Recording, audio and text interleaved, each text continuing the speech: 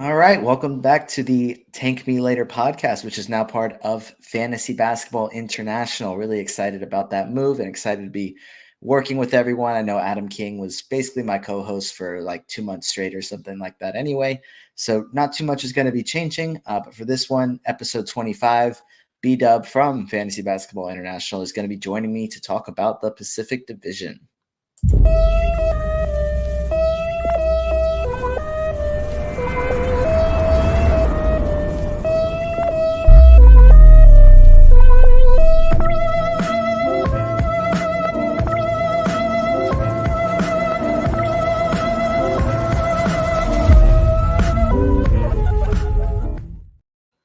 All right, so you just saw our new intro music, and if you're watching it, you got to see it as well, more than just hear it.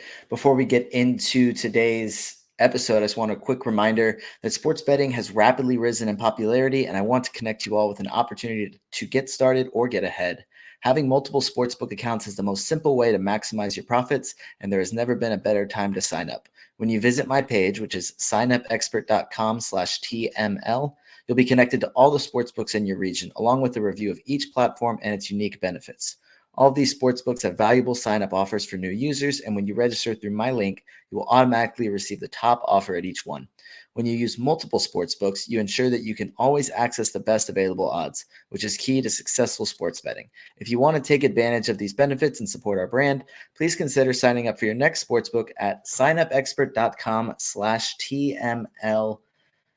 This is the Tank Me Later podcast. Like I said, Bdub, which I'm going to go ahead and bring him on now, is going to join me to talk about the Pacific Division, fantasy outlooks, maybe a little bit of dynasty stuff as well. Before we get into that, most importantly, Bdub, how are you? Not too bad, mate. It's a beautiful day down under, down here, as you can probably see behind me. Not a lot planned for today.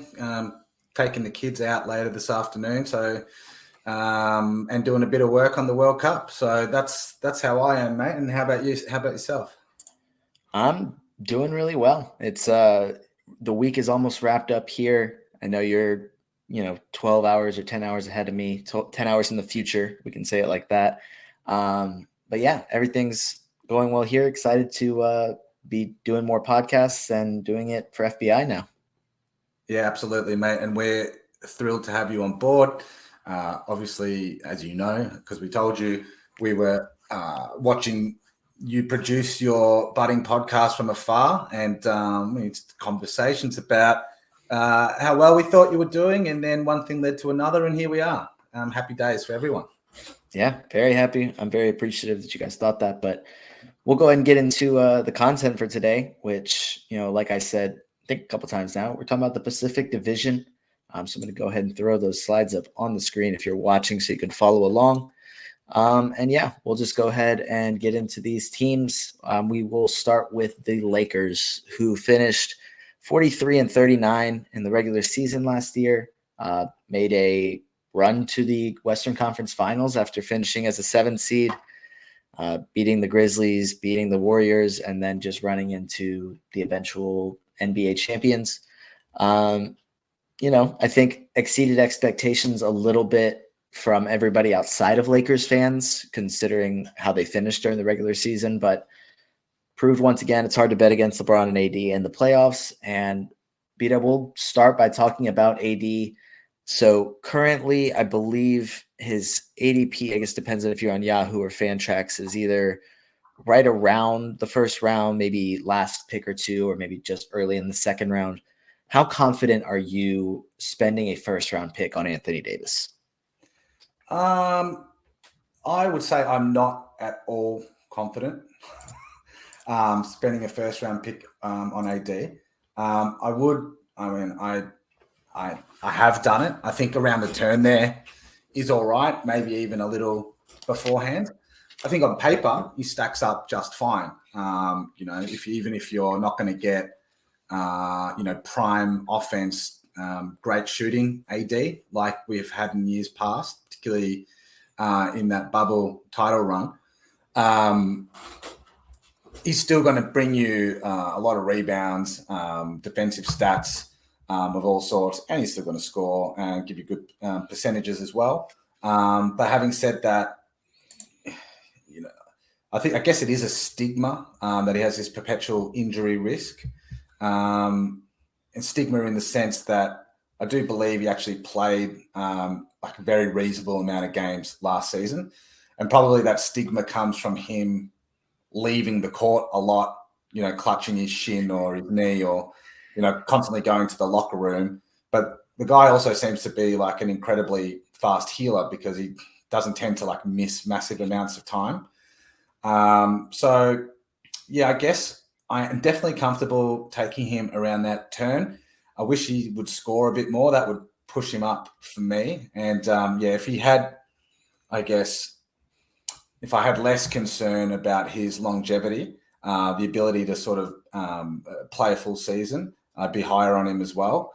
But I guess I'll sort of go back to a philosophy that I've sort of espoused for the last season or two, which is I think we're kind of coming toward the end of an epoch here with the current, crew of sort of older players, your Chris Pauls, your LeBrons. I know AD is a bit quite a few years younger than LeBron, but I just feel like the NBA is transitioning to the new crop, and the game's maybe getting a bit faster. Some of the rules have loosened up, more possessions, and that kind of thing. So, like when there's a tiebreaker needed, I sort of tend to gravitate toward the younger sort of players, and AD doesn't really fit into that mold for me. So, yeah, totally cool. Early second, very late first, but I'm probably not getting him in a lot of leagues. There's a few other guys I like at the end of that first more than him.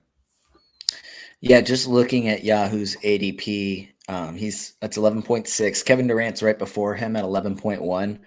Right after it's LaMelo, Anthony Edwards. So I think that's two guys for me based off ADP that I'd probably be taking above AD. I have more confidence taking him this year than I had last year at this time, definitely.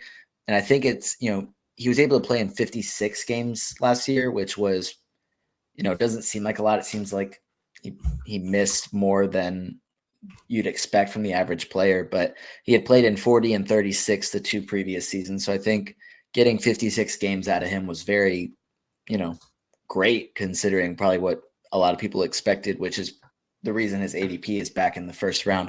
I don't remember actually off the top of my head if he was a first round ADP last year as well. But with that being said, I think for me, just based off who else is around there, I probably wouldn't end up taking him in the first round. I think early second is fine, but there's guys right after, like I said, LaMelo and Anthony Edwards are guys that I would probably rather spend a pick on.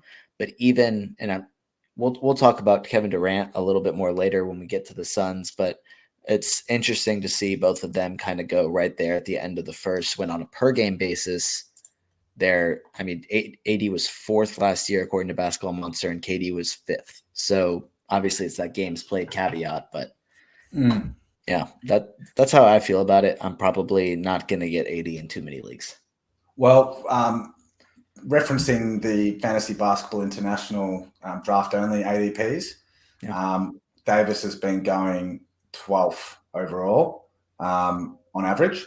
He's got an ADP of 11.24, and that is after Dame and just before Jaren Jackson Jr. and with Trae Young and then Anthony Edwards, two guys that I'd probably look at before him, coming in at 14 and 15. Yeah, I think it's interesting looking at, and this is probably my thing is to just get absolutely off topic and off track. But you mentioned, what was Trae Young's ADP there? It was 15.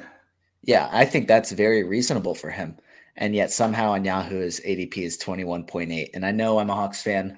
I know I get on rants about it. And I'm trying not to be just because I'm really biased. I think there's no reason for him to go that late. I think it's that there's just no reason for him to go that late, and has nothing to do with me being a fan. So I'm happy to see him going earlier in FBI drafts than he is on Yahoo. Well, a little wrinkle to what I just said. I actually opened up the wrong ADP sheet initially. It hasn't changed dramatically, but he's actually 11th overall. So he's crept up above Damian Lillard. and he's still sitting ahead of Jaren Jackson Jr., Anthony Edwards, and Trae Young. And the other difference versus what I said before is Jaren Jackson sort of dropped from 13 down to 14. So Jaren sort of slightly moving down, while AD is slightly moving up. And my guess is that is a response to analysts such as Josh Lloyd, publishing their projections. I was going to add significantly higher than JJJ. I was in my mind, I was formulating the question: do you think that's because of Josh's single-handed crusade to make everybody hate blocks? I'm pretty on board with Josh's point of view there. I think actually that's. I agree. Yeah, it's been one of the. I think that's actually been the great differentiator in fantasy over the last probably 10 years. Is that everyone sort of got really addicted to using Basketball Monster and similar,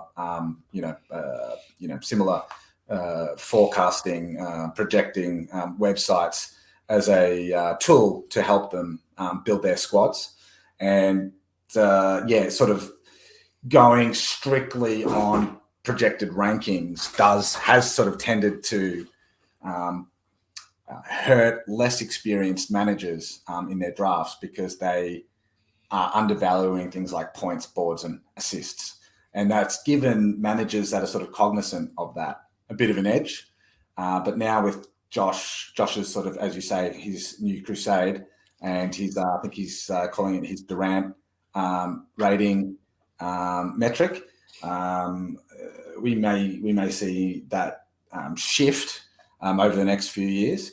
But that'll open up more opportunities. So, yeah, I'm definitely guilty of using the Z scores and like Basketball Monster rankings, because I think it's, one, very simple and easy to use, and two, that's just what I thought was right. Like even more recently, I feel like I've learned a lot within the last few months just listening or reading through his tweets and just having a better understanding of what that means. So I agree. I labeled it as his crusade because I want to make sure that, he's been very active about it, but like I said, I get off topic, but we'll move on to the next thing. What do we expect from LeBron? I'm sure if you have his ADP as well, I'm just looking at, I think on ADP wise, LeBron is actually going very, very late. He's going at 29. So rank of 29, but actually a ADP of 30.13, which happens to just rank him 29th. And this data I'm looking at through 60 draft only, so it's reasonably substantial sample size. And what do I expect from LeBron? I sort of expect more of the same. I think the one difference, the difference between LeBron and just anyone else, all right, yes, he's a freak of nature the way he's built. But the dude also just like looks after himself incredibly well. I think that, you hear stories of him jumping into ice baths and stuff like directly after playing. And obviously he's very sort of disciplined and the like. So, actually LeBron and I are only a couple of weeks apart in terms of our age. So he's only like very, very marginal. I think it's actually only 1 week. I think he's a week older than me. So I guess where I'm going with that is I feel like 38, you sort of past your prime, but it's not too far past your prime. And then if you'd been really looking after yourself, maybe you've sort of your body's still more as like that early 30s. I could just see how that would be possible, I guess is what I'm saying. And if you're going to be going to the extreme lengths that LeBron does to preserve his body, then I don't see him necessarily falling off precipitously like some other sort of aging NBA players tend to do. And he's going to miss some games. He's probably going to get a few more niggling injuries and things like that. You factor that in, and that's why he's getting drafted in the 30s. But like over under on whether he outperforms that ADP, I'd probably say he does. So you weren't going to say that the weak difference in your age is evident in the difference in athleticism. Like he really looks like a week older than you. Like you can kind of tell that difference. LeBron looked 10 years older than me for the last 10 years. Yeah, I constantly look at LeBron and go, well, there's a man, and then I just don't think of myself in the same way. I mean, probably caught up a bit now, but yeah, definitely. Like when I was in my, my late 20s and early 30s, I'd look at LeBron and compare him to me, and just be like, how are we the same age? Oh, I was saying that he's noticeably older than you with that extra week, and that he looks way less athletic. That's what I was getting at. Yeah, nah. Yeah, no, I just think that based on my own sort of experience, and playing a bit of hoops and playing tennis and whatever myself, yeah, I don't necessarily think it's a fait accompli that when you get to 30, 38, 39 years old, that you can't keep up with people that are 10 years younger than you.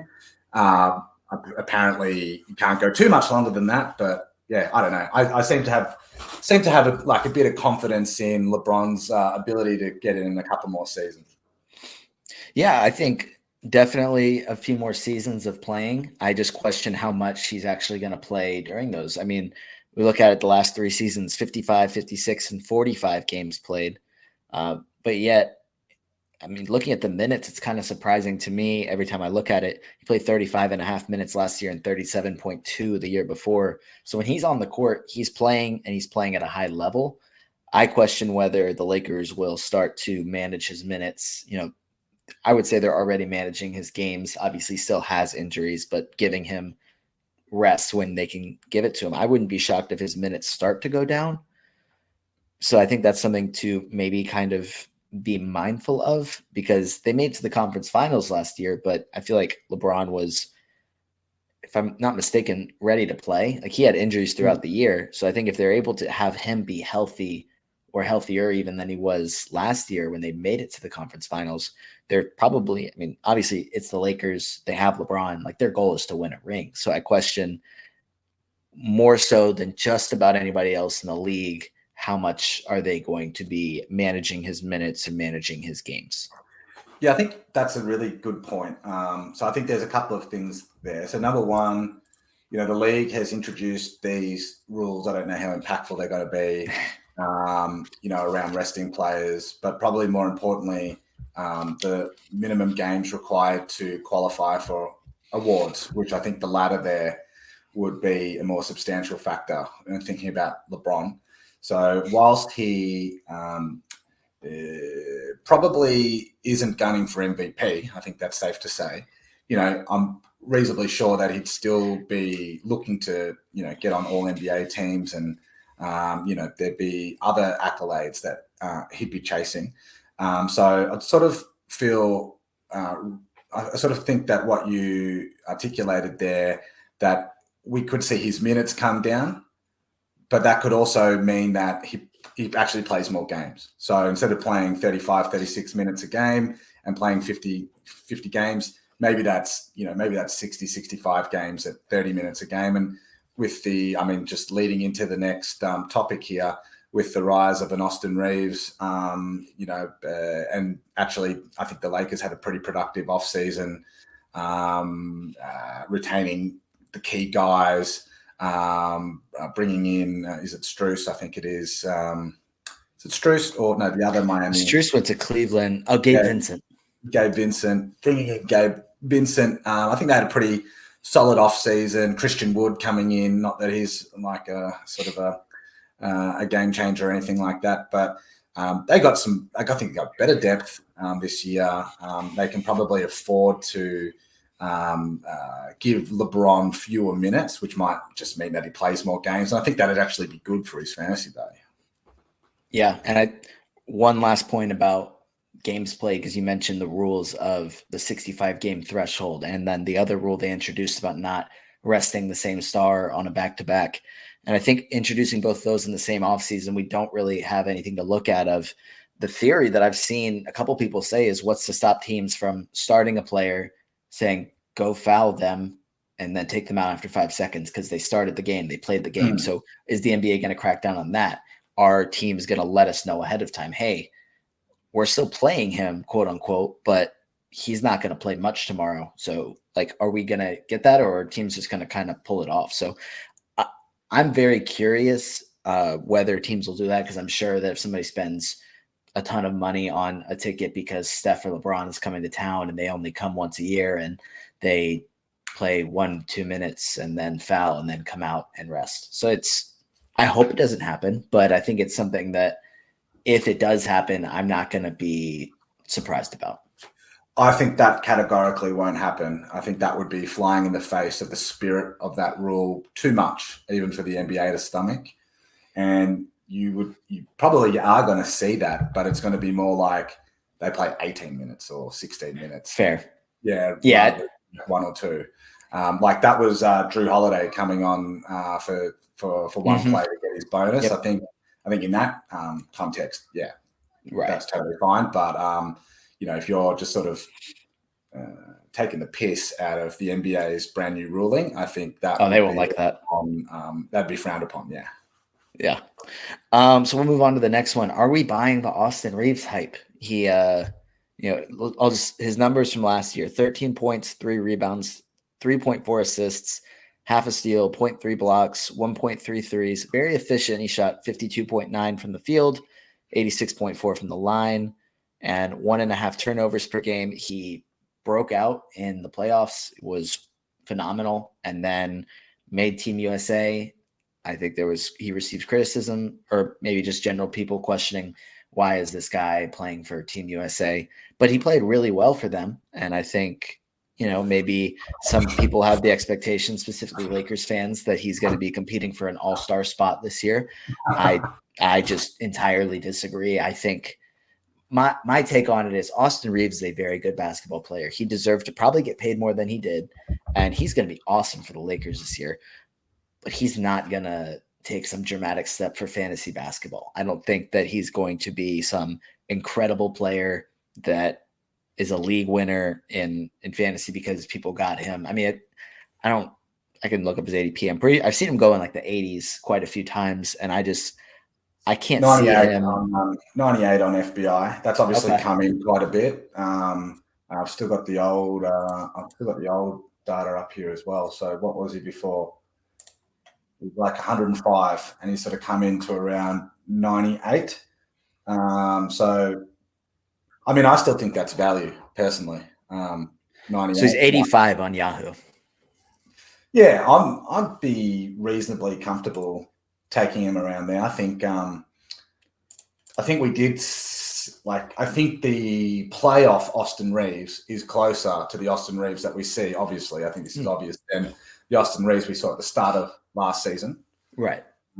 So I think it's not like you're going to get that type of intensity out of him every single game, but sort of, it goes back to that changing of the guard thing. He's sort of younger, more energetic, competent. He can look after the ball. He can shoot. He makes game-winning plays, even if he's not like hyper athletic. But for fantasy, he's going to score. He's going to score more points than he did last year. So I'd be thinking it's like closer to 20 points a game than 13 or whatever. Definitely think he's going to take up more of that scoring load. He gets you assists, get the odd steal as well. I just think he's got a high IQ as a basketball player. I think the Austin Reeves hype would have been even more if he wasn't in Team USA, or if Team USA had actually done what people expected them to do. And right. It should have just been a piece of cake for those guys. But so I think maybe the gloss came off a little bit with the team's performance. But yeah, overall, definitely, I mean, no question he's a draftable player. Actually, funnily enough, guess who's right ahead of him in the ADP data? He's at 97. Oh, gosh, I don't know. Russell. Oh, he is. So you got D'Angelo Russell at 97. You got Austin Reeves at 98. I mean, I'd take Austin Reeves. I'd take Austin Reeves there just because I think he's just a better player. I mean, I didn't mention the defense. Like, he's not going to get you like outsized steals and definitely not blocks. But just like the eye test on the court, his defense is better than D'Angelo Russell's, and that's going to mean he's going to get more minutes, particularly, to close out games, to close out halves. He probably won't start over D'Angelo Russell, but I mean, how long is D'Angelo Russell even going to be on the Lakers for? You know what I mean? So I think the future is pretty bright for Austin Reeves, and I think he has a strong season. Yeah, I mean, I think that the 98 ADP is better, and I'm more comfortable there than I am at an 85. And I mean, I can look. There may not even be anybody around. So right above him is Tyus Jones. After is McCollum, Marcus Smart, Middleton, Kuzma, Wiggins is the few guys after. And I think with Austin Reeves, I question where the improvement is coming from and how that affects the rest of his game. So I mean, he was, like I said, really efficient last year, shot a high percentage. I mean, I'm just looking at his basketball monster page. His over the final 2 months of the season, shot 57.7% from the field. That was on 8.7 attempts per game. So if the shots go up and, people know about him now, I think he probably has more respect now than he did last season, especially during the regular season. Probably has tougher shots, probably has tougher defense playing on him. He's taking more shots, so his percentages, I'm assuming, are going down. His start to last season, I remember I was expecting him to be really good last year, and his role wasn't very big. He's been kind of passive. I mean, he doesn't shoot as much as you probably want him to, but he's just very efficient with what he does. Like you said, high IQ, really good basketball player. I just question, playing with D'Angelo Russell and LeBron when they're on the court, and Gabe Vincent's there as well. How many more assists is he getting per game? With Anthony Davis there and LeBron there, and not that Christian Wood is some dominant rebounder, but how many more rebounds is he getting per game? I can definitely see the scoring going up and more threes with probably a slight drop in field goal percentage, probably more turnovers. I think it balances itself out. I could be totally wrong, and I'm not rooting against him, but to me, that massive breakout that maybe some people are expecting, I just don't see it. Yeah, I'm not expecting him to leap into, the top, the top 3 rounds after this season. So I'm not expecting it's going to be so dramatic, but I do sort of think he can get into that mix at some point. So maybe not this season, but maybe it is this season. But in the future, quite possibly. Yeah, for Dynasty and looking ahead a few years, he's 25. I think everything I've seen, it's less looking at numbers and more, I remember heading into last season, there was a quote where like the Lakers told him, "Hey, go take a vacation." And he said, "No, I'm just going to stay here and keep working." And it's like little things like that you don't really see, but he's an undrafted guy. So I guess you kind of expect that work ethic from him. For him to have made it this far, he has to have something. But we'll move on to the last Laker to talk about, which you already mentioned, D'Angelo Russell. His FBI ADP is 97. Last season, after he got to the Lakers, his opportunities kind of decreased. If you look at Basketball Monster over the final 2 weeks of last season, he shot 45.5% from the free throw line. So his ranking was atrocious, but he's not been that bad of a free throw shooter throughout his career. Overall, last season he was 82.9. So when I'm talking about the bounce back, I think he was really, really bad in the playoffs, especially like there's a few games where he was the reason that they lost some of the games against Denver. And then there was reports saying that, well, they're afraid to bench him because they don't want him to leave in free agency. And it's like, you'd rather sacrifice this series with a chance to go to the finals just to bring back D'Angelo Russell, who is costing you it was weird. It didn't add up. I presume he'll do better in the regular season than he did in the playoffs, just because it's probably a little easier. And I'd be very shocked if he was as bad as he was. But is he a guy, you said his ADP is 97. Do you think he can return that value this season? I do think that there is a scenario where he returns that value and possibly smashes it, which is, so the interesting thing to note with that contract that he signed is that he signed a 1+1, so 2-year deal with a player option on the end. But usually when you sign a deal like that, there's a clause in those contracts which is sort of there by default, which means that the team that's signing you can't trade you in the first year. And D'Angelo Russell waived that. He didn't need to waive it. It wasn't required, but he did waive it as part of signing onto that contract. So it probably says a few things. Like, number one, he wasn't going to get a contract that big anywhere else. So his value isn't what it used to be. He's not getting, more than $20 million a year. That just contract wasn't out there on the open market for him. But two, he's signed this deal with the Lakers and then waived his no trade clause in the understanding that he's likely going to be traded. So one of the nuances of cap space and all of that is, if the Lakers just let him walk, that sort of salary slot on their team doesn't completely disappear, but they need to use their exceptions to re-sign other players, which would have reduced their flexibility, because they re-sign D'Angelo. They don't need to use those exceptions. They can trade him for someone else and then still sign other players with their mid-level or whatever exceptions that they've got.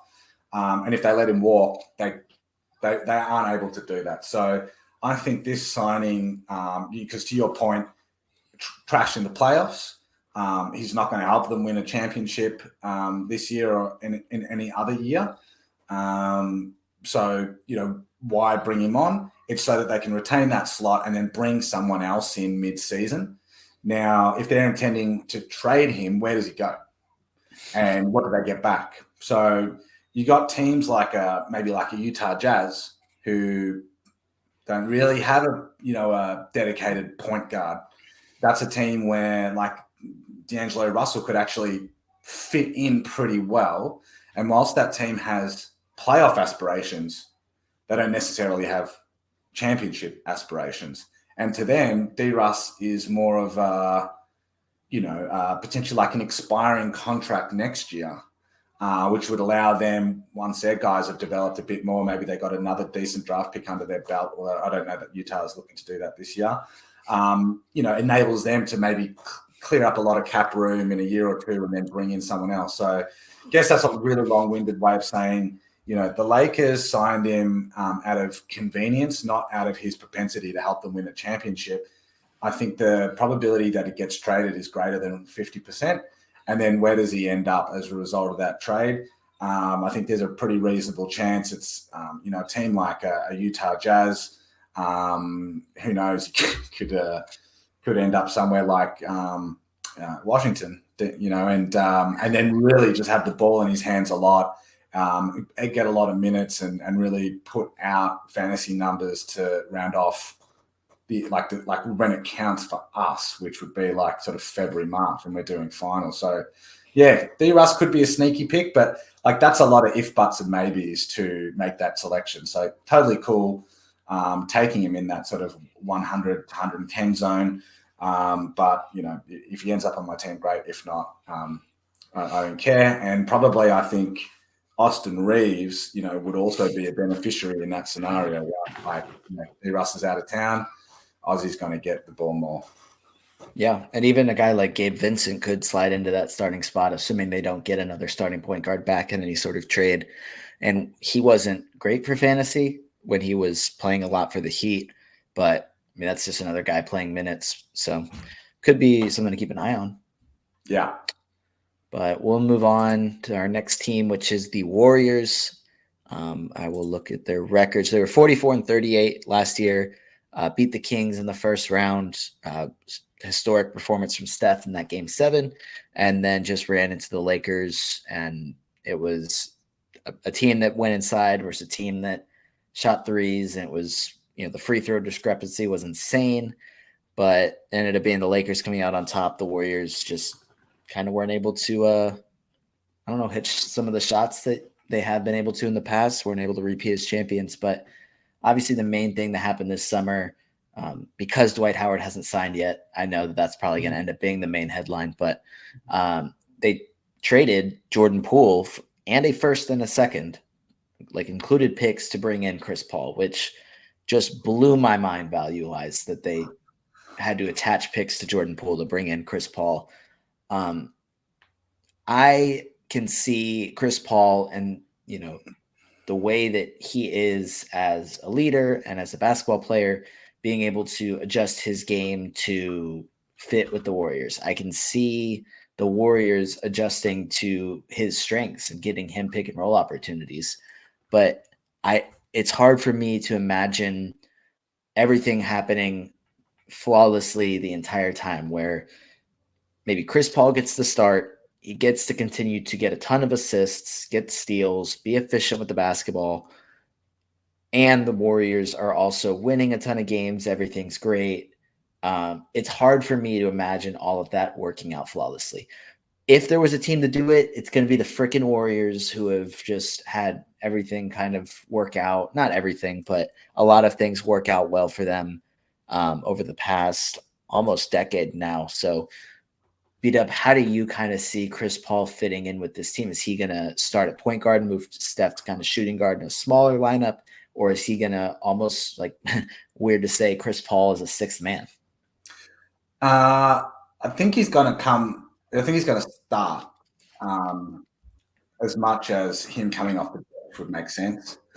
Him coming off the bench makes sense because the Warriors have, I mean, for many seasons now, just absolutely struggled when Steph has been not on the floor. So they've got an insane plus minus when Steph's on, and then they got a trash one when he's off. So having Chris Paul coming in, running that second unit, that would actually, I think, be quite a valuable development for the Warriors. But I just don't think that's going to happen. I think that's an ego thing. I think he's going to start the season starting for them. And to be honest, it might work. You got Steph basically playing shooting guard at that point, running around.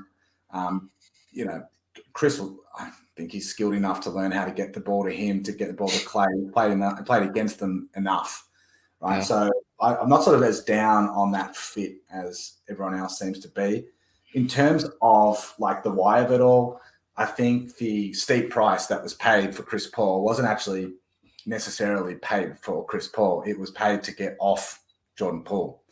So, his salary, I think it's like 31 mil this season, with the Warriors being like pretty deep into the luxury tax. I can't remember what the multiplier is, but I think it's like 4 or 5x.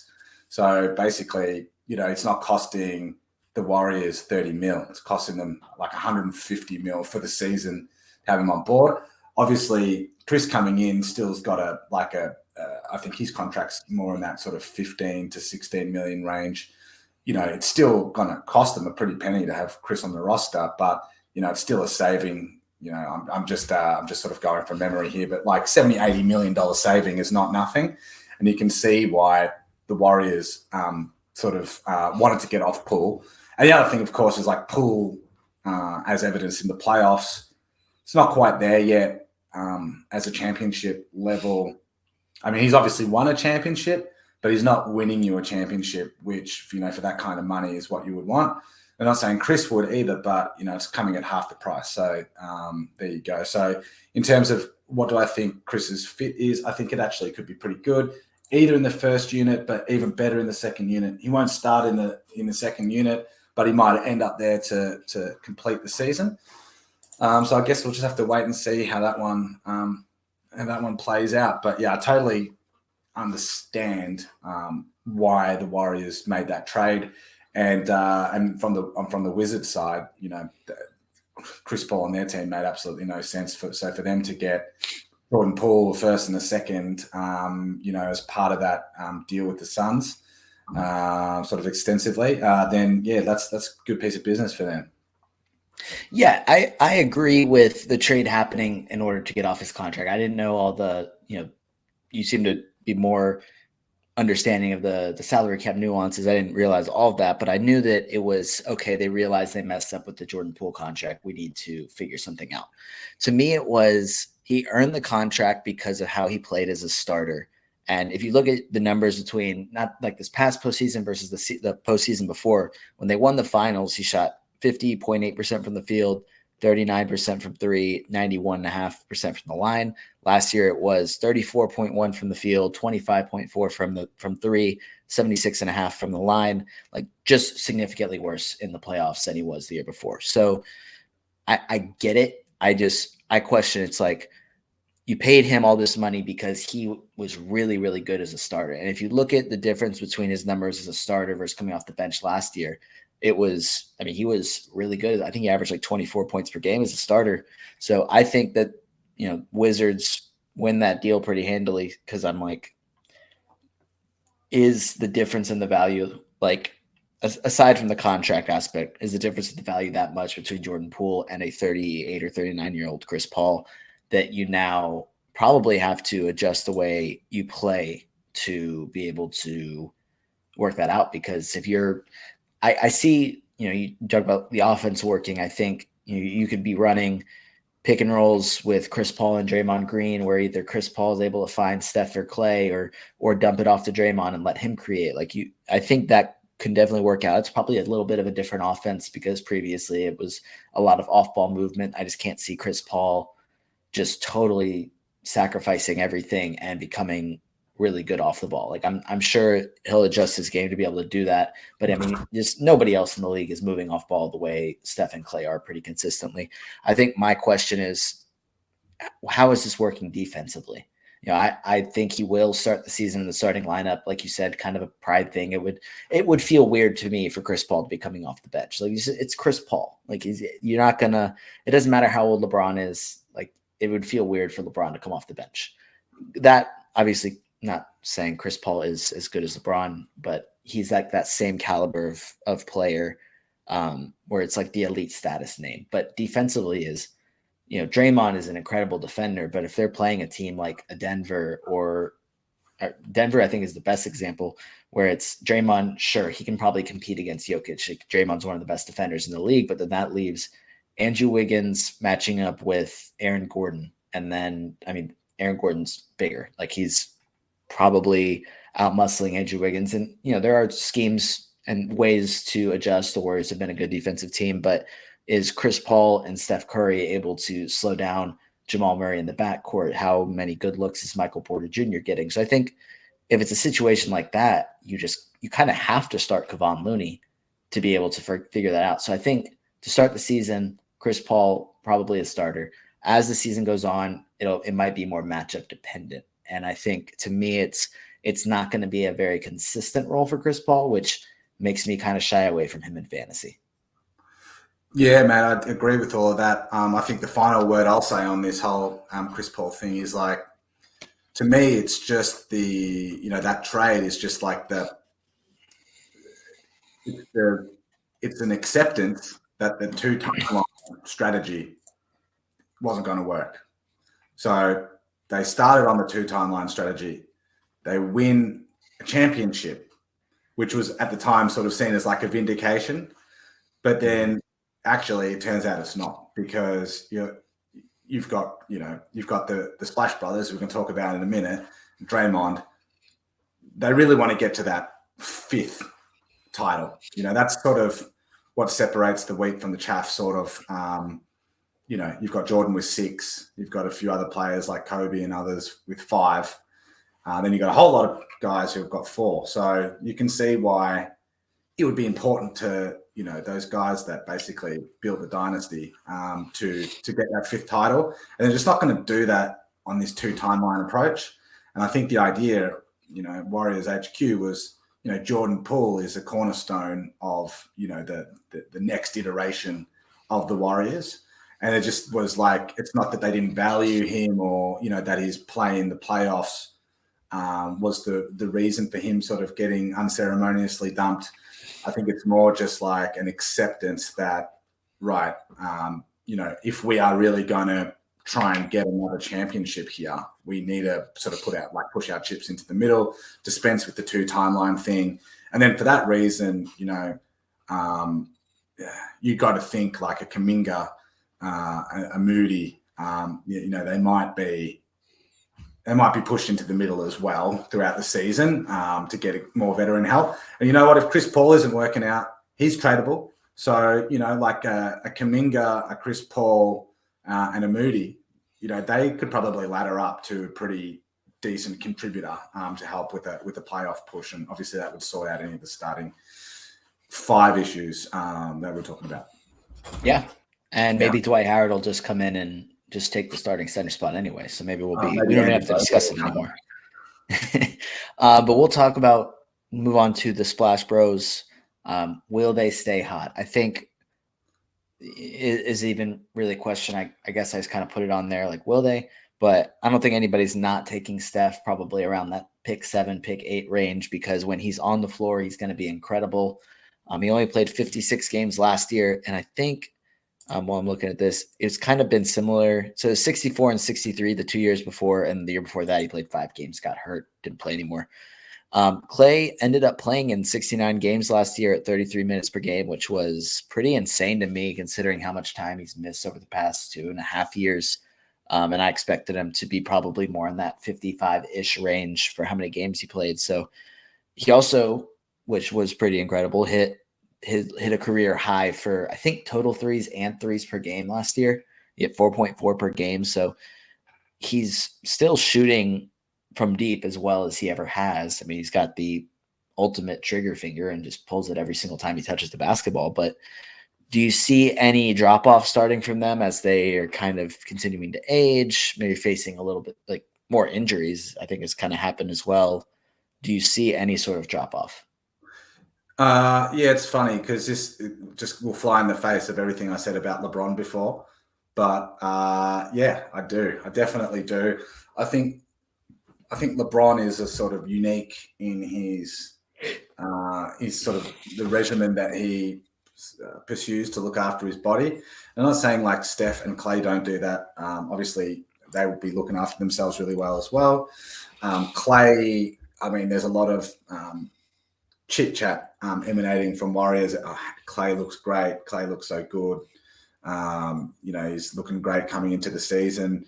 So yeah, look, while I don't doubt that both of them can have quite a productive season, that Steph can be sort of a round one guy, that Clay can outperform his ADP, which I believe is sort of around that 100 mark.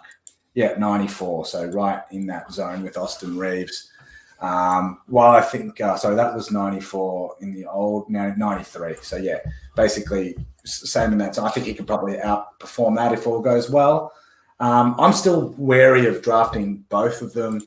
I think that there's going to be, I think so last year, I think this is where it's coming from because I haven't really thought it through, but last year they obviously had a very choppy regular season, right? So but couldn't, was it away games? They just couldn't win away games no matter what was happening. There was, I mean, like you get to the end of the season and, they could have finished anywhere in the sort of 5 to 9 range. There was the prospect of them having to go in the play-in. Obviously, the Lakers ended up having to do that.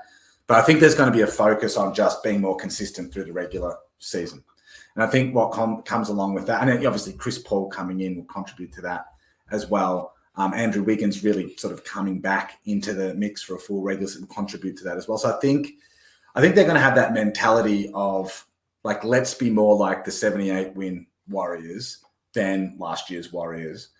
More of a focus on the regular season. And then, unfortunately, I think that actually may be detrimental in the long run. So depends how Steve Kerr, the Warriors management sort of view it and how they play the guys, and, they're smashing them, 35 a night, or do they sort of cycle through other players to give them a bit more rest? And I don't know. My sense, and sort of unfounded on anything other than what I've just been saying, is that they look to come out of the gates hot, get off to a good start, sort of be up around the top of the Western Conference to kick things off.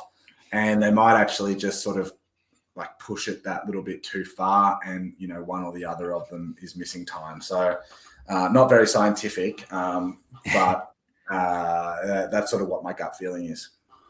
Yeah, I would agree. I think that it's going to be interesting to kind of see. Last year it was their depth. I feel like because they were trying to do this 2 timeline thing, they didn't necessarily trust or weren't able to rely on some other guys as much as maybe they could have, and that's why, Steph had some just insane performances for like a long stretch of time, and then had to miss a bunch of games because of injury. I personally, I don't know if there's probably many people that feel differently, but I see Clay starting. I mean, he already is starting to drop off from what he was a few years ago, but I definitely see him slowing down before Steph does. But I think it's just Steph missing games. He's just not. I mean, suffering little injuries here and there that cause him to either miss a couple games or a couple weeks at a time. So it's, but kind of with that, it's interesting. The Yahoo ADP for Steph is 6.6. I don't know if you have the FBI one, but I think there's a difference to me before, or like between kind of where I'd rank players and when I'm actually in the draft room, kind of where I'd take them. Because you mentioned like, you might be hesitant to take both Clay or Steph. If you look at ADPs, Steph is probably going pick 7, like definitely in the top 7. Some people are even taking him ahead of SGA. And when he's on the court, I don't necessarily have an issue with that. He's one of the best players in fantasy when he's on the court.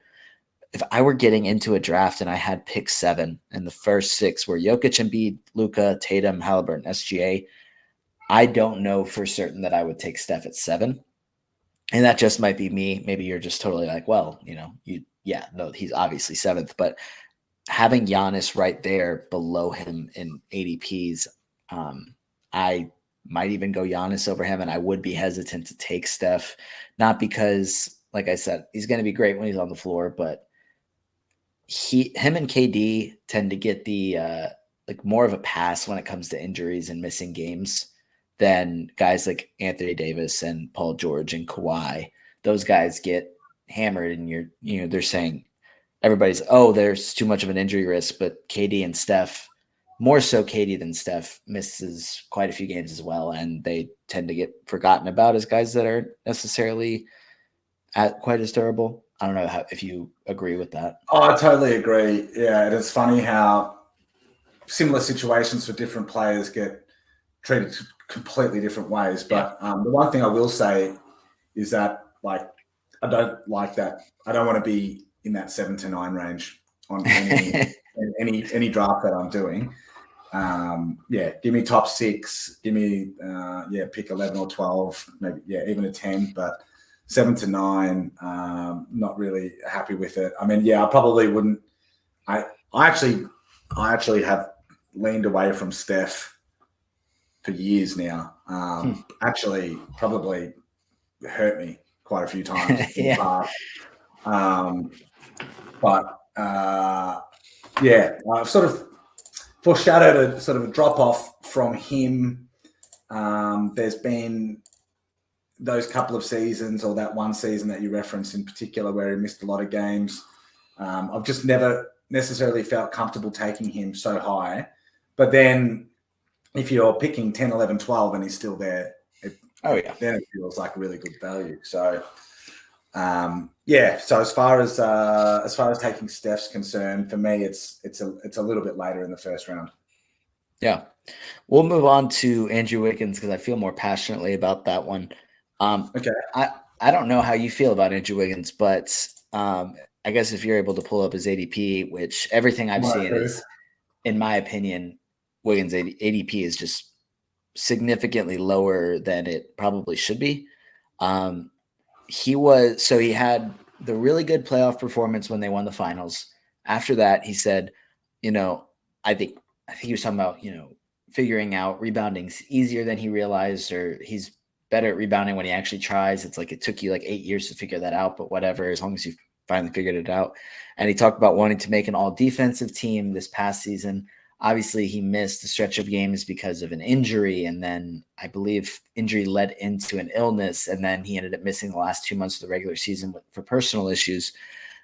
Played in the playoffs, wasn't the same, but that first 20 games of the regular season averaged 18.6 points, 5.3 rebounds, 2.3 assists, 1.4 steals, 0.8 blocks, 2.9 threes. He was 25th in 9-cat value while shooting 69.2% from the line, just 2 attempts. But I thought he was awesome to start last season, and then his season was derailed by injury, illness, personal reasons. And then now he should be healthy, should be back. And if you can what's his ADP for the FBI drafts? 102. Yeah, to me, that is insanely low. And not saying, oh, his ADP is 102, go take him at 60. But I'm saying, I think if you're getting him in that range or slightly earlier, he has like the potential to totally blow that ADP out of the water and just really be better. Yeah, well, actually, I haven't heard a description of Wiggins like the one you just gave, I think, ever before. Yeah, so that sort of sways me a little bit. I might sort of bump him up my personal board a bit after hearing that. But for me, I guess I'm jaded by the last 10 years of Wiggins, which has been like very poor percentages and basically very, very little steals and blocks. So, yeah, going to bring you some points and some of the other peripheral stats, but that was about it. And I also thought that, as a number one pick, and, the guy that, I guess everyone had a very different view of him, after his bit like before he came into the NBA, with him going number one, sort of a letdown and, didn't really kind of ever live up to the hype or put it all together for one season. So I guess I've never really seen it out of him to the degree that I feel comfortable taking him inside the top 100. I certainly had him even probably a little bit lower down my board than 102. I don't think I've really got him in any spots anywhere. But yeah, that's very interesting about that start to last season, and if he can replicate that. I think joining the Warriors, he definitely sort of matured as an individual, and that sort of greater focus on self-discipline and so on. And being a team player, fitting into the scheme, and putting in 100%, I think that's really the difference for me. So we did see it out of him in playoffs, and you're saying that we saw it out of him at the beginning of last season. So, yeah, absolutely. If he can sort of replicate that moving into this season, he's definitely going to outperform that value. Yeah, you mentioned, the past however many years of Andrew Wiggins playing. I think that's my benefit from only really keeping up with fantasy basketball the way I do for like the past 2 years, is I don't have necessarily that bias against him from being, I don't know, either burned by him or having to look at him just do nothing but score for years. I guess being newer to it, all I've seen is Andrew Wiggins on the Warriors. So maybe that's why it's easier for me to look at him in a positive light. Oh, yeah. Like, I think one sort of trend in fantasy is like you're more likely to revert to the mean than you are to like maintain a breakout or improve upon one. So definitely, I think as a fantasy basketball manager, having that sort of like the longer you've been doing it for, you see trends at a more macro level. So you can get that bird's eye view, and you sort of would have less faith in someone like an Andrew Wiggins and perhaps someone that's coming in new. And I could probably point to a few dozen players at least that fit that mold. Yeah, no, I'm sure it definitely bites me sometimes. Maybe this one will work out. I don't know. Maybe I'm just like a Brook Lopez, right? Like if you've just been playing fantasy for 1 year, you'd think Brook Lopez was a monster, and you'd be. So I shouldn't take him in the third round. Nah, yeah, you'd be frothing to take him. Yeah. So yeah. So anyway, that's an aside. What's the next question we got here? Will the young guys break out? I don't know about breaking out, mate. I think Moody could get a bit more run than he has, because he basically got 0 run last year. Then weirdly featured in the playoffs in the rotation there. I mean, they needed to do that. So it's about time that he got a bit more of an opportunity. And then it's the same for Kuminga. He's got all the sort of the right tools to be a really intriguing fantasy player. But like, I guess what it boils down for me, again, is just sort of like looking back at the last 10 years. And what does the Warriors do? What does Steve Kerr do? Like, their MO is not to allow those players the breathing room, the opportunity they need to really break out and show what they can do, because that involves like making mistakes and doing the wrong thing and losing games. So I think you're more likely to see sort of, Gary Payton III getting, minutes, and, Dario Saric getting minutes and that kind of thing. Where if you sort of removed those two guys from the rotation and was like, right, Moody, Kuminga, you get those minutes, you add them to the ones you've already got, then you could see one of them turn that corner and break out. But unfortunately, I just don't think that's going to happen on the Warriors, and particularly now that they sort of pivoted away from the dual timeline. I think it's just much more likely that when we see them break out, it's just not on the Warriors. So actually, technically, will any of these young guys break out? Maybe if they're traded. Yeah.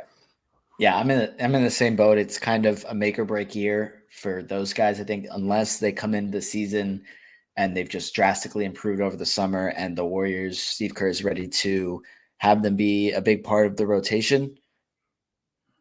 But I don't really see that happening, given that they haven't really lost anybody. They've only added Chris Paul, I guess, kind of replaced Jordan Poole with him. So Draymond Green's there. Kuminga's not going to get a ton of minutes. Klay Thompson's there. Moses Moody's not going to get a ton of minutes. Agreed. Unless there's a trade, like, it's probably, until they're traded, they're just going to be stuck in no man's land.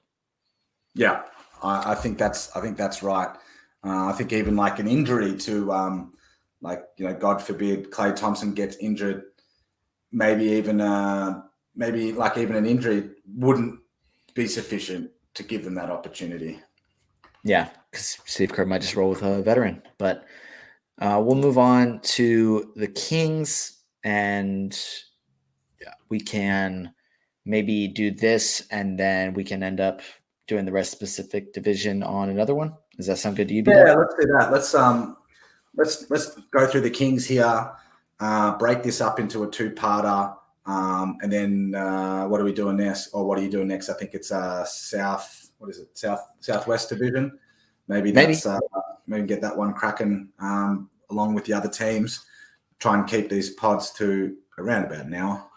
Yeah, that's generally been my goal. I've been talking with Adam about that, is when we've done podcasts, is trying to keep them around an hour, if not shorter, because I end up just talking, getting off on tangents, and I lose track of time. But we will. Well, I reckon two podcasts, one like the 2 hour podcast, and you release it in one hit, or you do two podcasts and there's part 1 and part 2, and they're released on successive days. I think my preference across all pods is probably for the latter.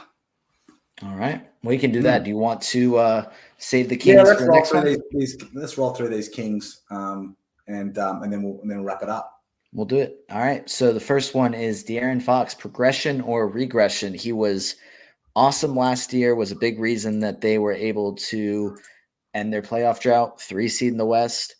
Do you see him either repeating his performance from last year, potentially getting better, or like we just kind of talked about when we were talking about Andrew Wiggins, him kind of regressing back to what's been more of the norm for him, which is not as great for category leagues?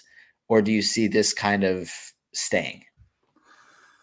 I see it staying. I thought last season was overdue for De'Aaron Fox.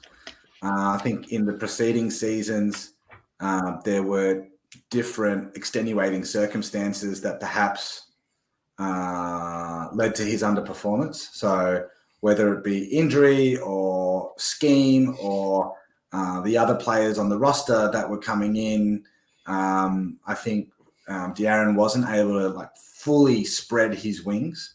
And again, I sort of revert back to the eye test. It just sort of has always looked better than he has performed. A lot of that has had to do with his free throw percentage, I think, historically, which he sort of addressed to a certain degree last year, not completely.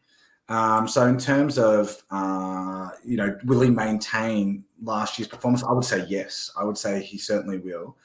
Obviously, health is a big factor there, so it's on the presumption that he's healthy.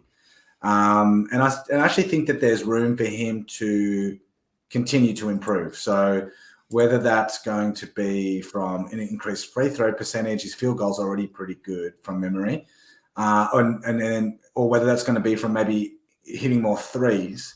I certainly think that the same or better is what we can expect from Fox, assuming health.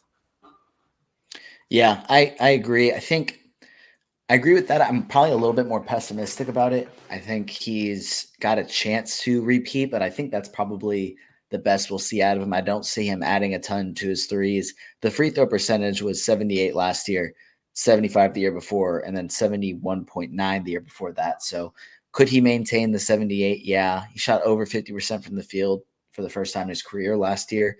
I think those are things that he can maintain, but it might be harder for him to take another leap forward. I think last year the Kings came into the season as the Kings, the same team they've been for the past almost 20 years, where it's like, oh, it's just the Kings. So there was less of a target on their back. And now they probably have more respect around the league. So it's hard for me to imagine a scenario where he like personally improves a ton, because he took a leap last year, which was part of why they got back to the playoffs, in my opinion. It's hard for me to see him taking another leap forward. Could he do it? Maybe. But to me, I think it's more likely that he's slightly worse this season than better. Yeah. Well, I think that there's definitely like factors that could increase him to be better, but most of that's probably like, well, what did he do in his off season? Did he shoot like 20,000 free throws and now he's nailing them at 85%? Like that would help. Did he put on a little bit more like upper body strength to help him do more damage above the rim? I think he's already pretty good in that zone, but I think a bit more strength, he could be better. So yeah, I see that there is scope for some incremental improvement, but I don't think it's like he's launching up into the sort of the first round or two. Yeah, I definitely, I agree with that. We'll move on to Keegan Murray, who set the record for threes hit in a season by a rookie last year. Finished outside the top 109 cat, still played 80 games. Really, he hit a bunch of threes last year, and that's about it for fantasy. He was kind of okay everywhere else. He didn't do much off the dribble. I was trying to remember. I saw a tweet, something that like incredibly small percentage of his shots were off the dribble or unassisted. So he has room to grow in that area and can become more dangerous as a scorer. Do you see that in his future? Or, I mean, he's on the same team as Harrison Barnes. So not trying to directly compare them, because I don't think that's necessarily the case. But last year we saw him be a really good source of threes, and that's about it. How much better can he get? I know it was just a rookie season, but what do you kind of see for him? Definitely room to grow. Just that could possibly come with just more of an opportunity. Just getting more minutes, more usage would allow him to improve his overall fantasy rank. I think, like sort of zooming out, what could he become? The comp that springs to my mind is actually Klay Thompson. Certain similarities between those two guys. I mean, he's not the movement shooter at this point that Klay is, but I sort of see that in his game. He's kind of he's kind of pretty well built. Like, he's quite tall. He's quite broad. Possibly even more so than Klay. Would have to look up those metrics to confirm that. But I think sort of like a higher scoring, more than 20 points per game, 3 threes a game, maybe pushing toward 4. He's got the tools to be a decent defender, which would help him stay on the court more. We've certainly seen some interesting things from him in Summer League, particularly, dominated this year, but it was the MVP of Summer League last year, I believe, which was, it was just revelatory to watch him play, because he freaking dominated in that Summer League. So yeah, I do think that I do think he's going to be better this season than he was last season. It's probably just more points and more threes, with more opportunity coming his way, more so than adding on the things that we really want to see, which is more like, can he pass it a bit? Can he get some boards? And can he give us some defensive numbers, or better defensive numbers than he already has? So yeah, look, I think top 50 is definitely on the cards for him. Does he get there this year? Probably not. But does he outperform what he did last year? I'd say yes. Yeah, I agree with all that. If you look at his summer league numbers, he averaged 35 points, 4.5 threes. Probably, probably not going to do that. But No. he did average 1.5 steals and 2 blocks. So he's not going to do that, but he showed the upside maybe. I know it's summer league. That's not translating. Like it's just not. But he showed the ability to maybe add a little bit defensively. So maybe we could see him get to a steal per game and maybe almost a block per game. I mean, he was half a block, 0.8 steals as a rookie. So that little bit of defensive value will help. But yeah, I agree. Whether he gets to top 50 or top 75, it's going to be because of his points and because of his threes. I think that's kind of where his value is going to come from. If we move on, so Kevin Herter, is he worth a late round pick? I think his Yahoo ADP was around 124. I don't know if you have his FBI one, but last year he was a top 100 player in 9Cat. Kind of like Keegan Murray, a lot of his value came from hitting threes. He did average over a steal per game as well, which I believe, okay, so he did that one other time in his career for the Hawks, but he seemed to fit in flawlessly playing alongside Sabonis, alongside Fox in Sacramento. And I like his upside. I think he's still young. He fits in well as a scorer. I don't know how much better he gets, but to me, I think I included this, and it's more like, to me, it's an obvious yes that he's worth a late round pick. And I'm questioning, why is he not going maybe a little bit earlier? Well, I can shed some light on that because Perfect. his ADP is 123.8, which gives him a rank of 127 with the FBI, based on the FBI drafts. So, if he's okay, so number one, like if I'm looking at any sort of statistics, I'm sort of immediately filtering out turnovers. And I think that would drop him down sort of more into that like 120-ish range. I know he definitely had some weeks where, because he wasn't on any of my teams last season, but definitely had some weeks where I was playing against teams that had him on the roster, and I cursed his name because he was putting up good numbers for them. But the reason I think he's probably a bit lower than you would expect is, like, typically in that area of the draft where you're sort of coming into round 10, finishing round 10, coming into round 11, and then that's where I'm sort of not necessarily drafting for players that will definitely be on my team at the end of the season. That's where I tend to start to take more of a punt on upside, like very heavy punt on upside. So give you an idea of what I mean. Shaden Sharp's at 122. Kevin Huerta is at 127. Like, I'm going Shaden Sharp there every day of the week. And that's just because, in my view, Kevin Huerta could finish, you draft him 127, he could finish like 100 or 90, 95, something like that. Whereas Shaden Sharp, you draft him there at 122, he could end up being best case scenario, fifth round guy or something along those lines. So just more scope, more upside there. And then, some other guys sort of going in that area that fit that same bill. Like, a weird one is Yusuf Nurkic, sort of polar opposite to Sharp in terms of sort of age and experience, even though they are on the same team. But he's already had top 50 seasons. So, and he's on he's the only center on, viable center on that Portland team. So, I'd rather do that. Zach Collins is at 114 with an ADP of 118.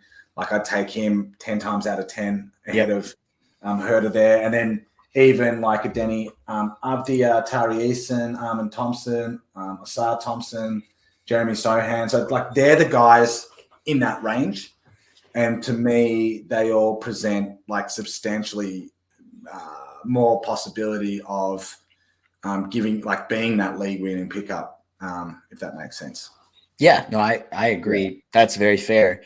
I think looking at some of the guys that are in that same range, some of them I would definitely, I have Yahoo's right up in front of me. That's why I keep referencing them. But Mark Williams is right, a pick or two ahead. I'm going to take Mark Williams over Kevin Herter every time. But Malcolm Brogdon's also similar. And it's RJ Barrett, Russell Westbrook is practically a round ahead of Kevin Herter. And I'm I don't think I'm doing that. Going at 120 in the league that you're in, you're undervaluing your own fantasy prowess.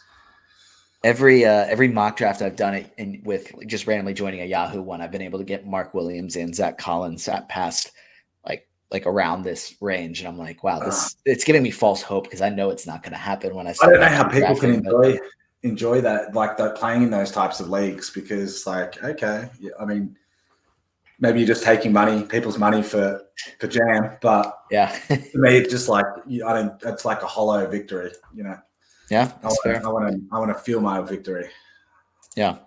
So the last one just to talk about, and it might end up being rather quick. And just to be clear, this doesn't include Domantas Sabonis. I know we haven't talked about him, and I say, is anyone else worth drafting? That's not asking if Sabonis is worth drafting. But is anybody else on this team kind of? I mean, you have Sabonis, Fox, Herter, Keegan Murray. I've got one that you didn't mention there. Okay. Care to guess?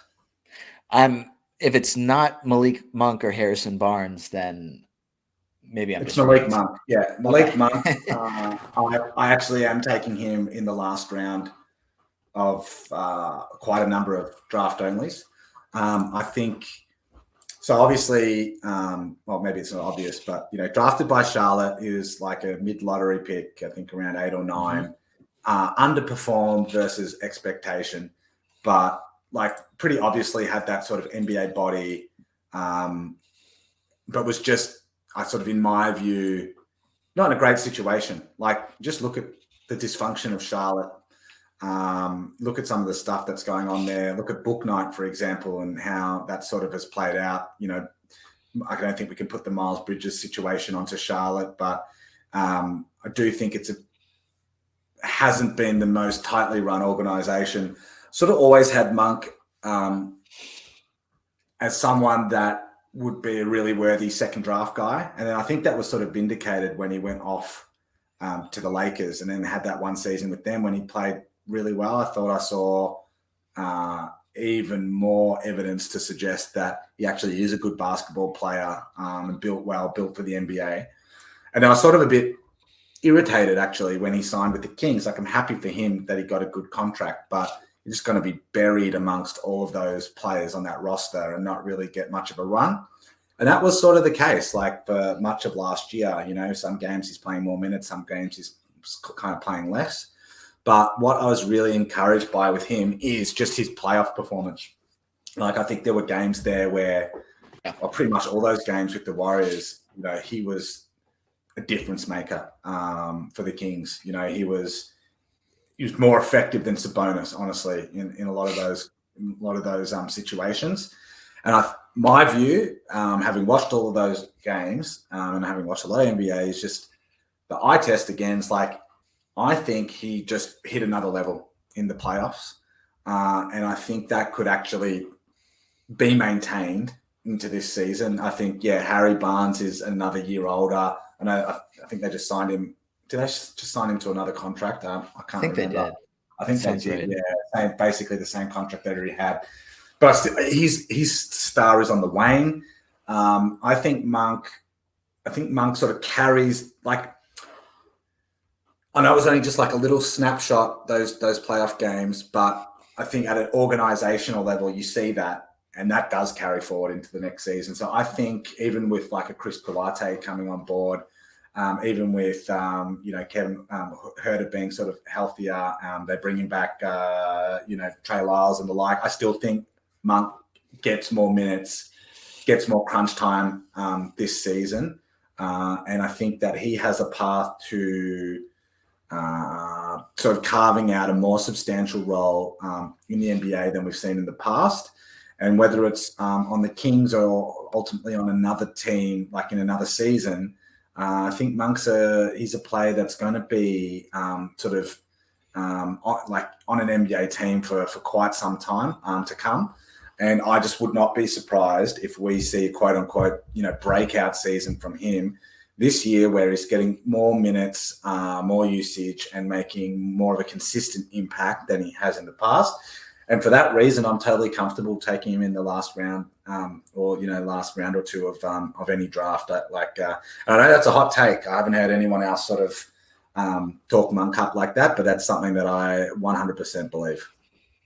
Yeah, I like him as a talent. I like him as a player. I like him as a last round kind of flyer option. I don't know if it comes down to it, depending on the draft, whether I would take him or not. But like I'm not mad that you're saying that you would take him. I think it's good, and I think it could definitely work out. I mean, if Kevin Herter gets hurt, Malik Monk's going to come right in, be the starter, but he'll at least be the sixth man and play huge minutes. So yeah, I like that. But yeah, so we will, I guess, be doing a part 2 for the Suns and Clippers. So I wore my Clippers hat, but I guess I'll have to wear it again next time. But before we go, Bdub, what does FBI have coming up? All right, so World Cup is filling quickly. There's plenty of opportunities to get in there before it's completely full. Half the invites have gone out already. I'm going to do another quarter of the invites later this afternoon, which means that there's something in the order of there's probably about 150 more to distribute. I'll be looking to fill that up over the next week. So by this time next week, World Cup will be completely full. So if you are still interested in getting in the World Cup, go into the World Cup Access channel. There's a form. There's some duck emojis. Fill that in. That's going to be your best chance to get in there. And if you've been accepted into the World Cup, you haven't got your invite yet, just chill. Invite's coming later today. Second thing is the standard redraft leagues are going to be launching like within the next few days, maybe today, maybe on Monday. But that's going to be head-to-head 9-cat, $20, $50, $100. We'll probably have a big buy-in, 500, maybe 1,000. We're going to have Roto 8-cat and 9-cat this year.